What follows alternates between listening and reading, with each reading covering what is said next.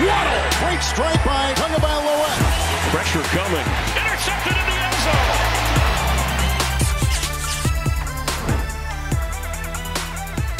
Hi, Dolphins. My name is Kimberly Bell, a.k.a. Kimmy B, and you're watching Dolphins Today, coming to you from Baptist Health Studios here in Miami Gardens. Now, upon accepting his first lead job, head coach Mike McDaniel has added a few familiar faces to the fold. Wide receivers coach Wes Welker, cornerbacks coach and pass game specialist Sam Madison, and defensive assistant Patrick Surtain have all returned to South Florida, where they each played for the Miami Dolphins. Welker remains Miami's single-season record holder for all-purpose yards and kick return yardage, which is very impressive. And Miami marks his third career coaching stop since retiring from his playing career in 2015. Hopefully this will be his last. Madison earned 2 first-team All-Pro nods over his 9 seasons with the Dolphins. During his time away from Miami, he earned a Super Bowl ring as a player with the Giants and as an assistant coach with Kansas City. You know we love our bling here in the 305. And Surtain was also an All-Pro DB in Miami, where he is still tied for 4th in team history with 29 interceptions. Thank you very much. This will be Surtain's first pro stop as a coach after leading the American Heritage Football Program since 2016. Now, our very own OJ McDuffie recently sat down with these assistant coaches and, let's be honest, his boys for an interview, and we wanted to give you a little inside peek into it, so check out a quick excerpt right here. Enjoy. They were making the announcements about Wes and then Sam and then Pat. I mean, the buzz around town, the buzz around the world, the buzz in Dolphin Nation was incredible, man. I mean, I was fired up. You know, it was one of those deals where I was like, man, that'd be really cool if he did get it, and maybe bring me with him. And it's a match made in heaven. I'm just happy to be here. No doubt. And 2-9, you know, I know you left to go to Kansas City for a little while. I thought you never should have been able to leave. I would have never let you out of South Florida in the first place, man.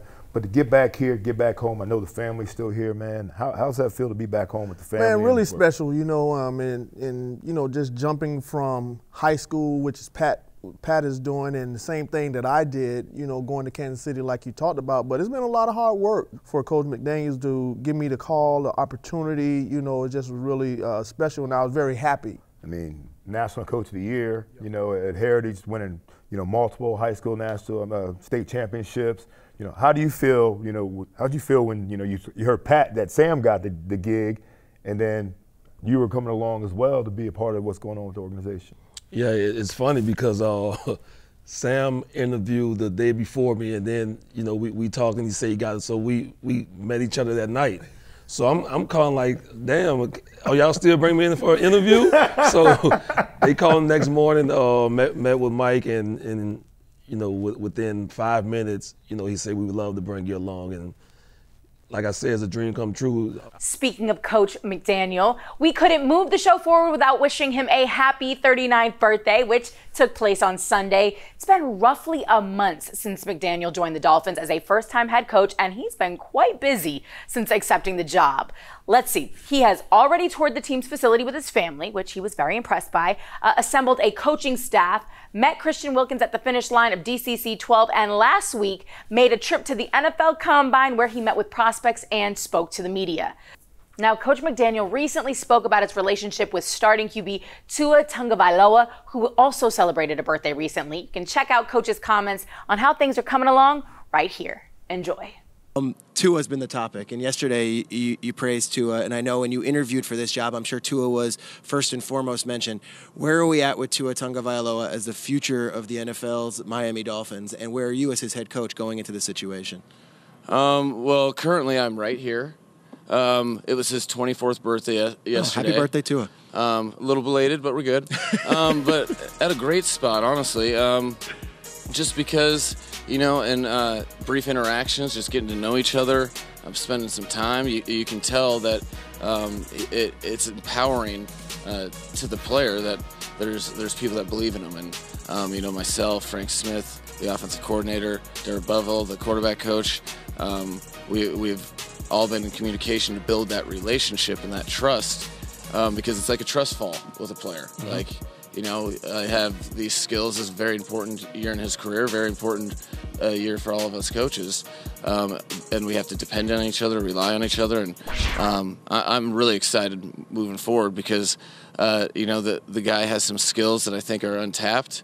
I think it's important that you empower the quarterback with the rest of the players around him and the scheme that you bring forth. All right, so we all know that NFL players have a lot going on throughout the course of the year. Luckily for those who play here in Miami, they have the opportunity to participate in an incredible event. It's the annual Dolphins Business Combine. Now, the 4-day event is jam-packed with opportunities for players to meet with real estate investors and former NFL players who now own businesses here in South Florida. The focus of the Dolphins Business Combine is to educate players and help prepare them for life after football, right? So that they can be the CEO of their own lives. More than 30 players attended, including the likes of Xavier Howard, Jalen Waddle, Jalen Phillips, and Christian Wilkins. Now, the week is capped off when players are split into groups and have a limited amount of time to develop a company of their own and then pitch that idea to a panel of potential investors. I'm getting Shark Tank vibes, are you, right? The competitive nature was high. Not surprised at all by that. And all groups did a fantastic job. So thank you to the players who took time away from their off season to take part in this one-of-a-kind event.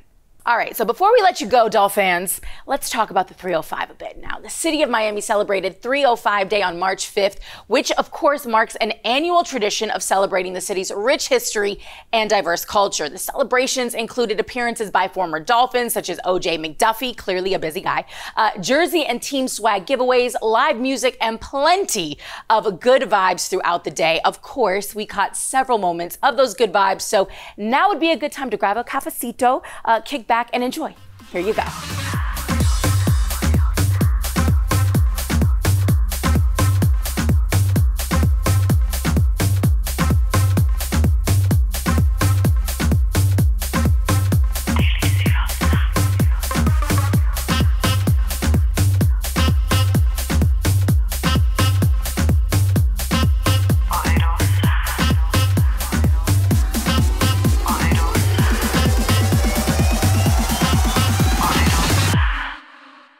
All right, so that's a wrap for Dolphins Today from Baptist Health Studios. We'll see you on Friday. Fins up.